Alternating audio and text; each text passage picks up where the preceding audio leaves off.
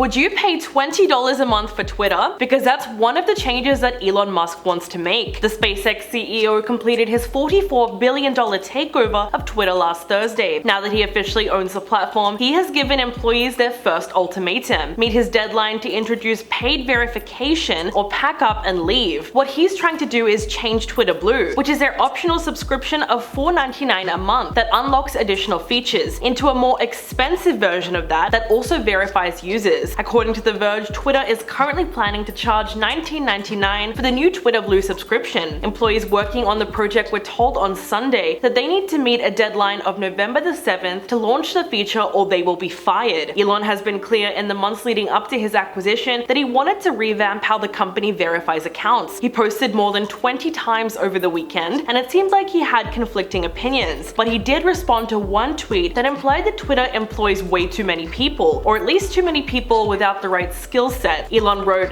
"There seems to be 10 people managing for every one person coding." Even though he is barely 3 days into taking charge, Elon has moved quickly to make changes, first by changing the homepage for logged out users. He's also brought Tesla engineers into Twitter as advisors, which makes sense because he's reportedly planning mass layoffs aimed at middle managers and engineers who haven't recently contributed to the codebase. Though cuts are expected to begin this week, with managers already creating lists of employees to cut. In fact, Elon has allegedly told investors that he plans to fire 75% of Twitter's employees, so 3/4 of the company's 7,500 staff. Jasmine Enberg, an analyst with Insider Intelligence, has said that employees are already worried about massive layoffs, and that a Musk-owned Twitter is likely going to result in even more chaos. In his letter, the tech billionaire made it clear that he didn't buy the company to make money. Instead, he says that he sees Twitter as more of a foundation for creating a super app that offers everything from money transfers to shopping and ride-hailing. He said the long-term potential for Twitter, in my view, is an order of magnitude greater than its current value. So what does he mean exactly? Well, it's difficult to tell, but we do know that he's already fired Twitter's leadership team. Within hours of the takeover, he fired the CEO, the head of legal, the chief financial officer, and many others. In fact, 2 of those executives literally got escorted out of the building. In an open letter to Twitter users and advertisers, Elon said that he bought the company because it is important to the future of civilization to have a common digital town square where a wide range of beliefs can be debated in a healthy manner without resorting to violence. But he did clarify that Twitter obviously cannot become a free-for-all hellscape where anything can be said without consequences. And if that sounds like he's backpedaling on his free speech campaign, that's because he kind of has to. The fact is that he won't be able to collect any advertising revenue without promising those advertisers brand safety, which means that he needs to actively crack down on hate speech to avoid alienating both users and advertisers. Otherwise, the platform won't be able to make any real money, because honestly, who is going to actually pay $20 a month for a subscription? It will be a difficult decision for Elon to make, but eventually he's going to realize that Twitter needs to be heavily moderated in order for it to succeed. The tech billionaire has also made it clear that he wants to control the high number of bots on the platform, which, if you don't know, are automated accounts designed to look like actual people, but instead simply parrot and spread misinformation or a particular biased point of view. In fact, internal data from Twitter says roughly 5% of the platform is bots, although Elon says the problem is actually much bigger than we realize and he wants to fix it. We also know that in May this year, Elon promised to reverse Twitter's ban on Donald Trump, who was removed from the platform after the Capitol riots, allegedly for inciting the violence. The former president posted on Truth Social after the takeover, writing, "I'm very happy that Twitter is now in sane hands. Twitter must now work hard to rid itself of all the bots and fake accounts that have hurt it so badly. It will be much smaller but better."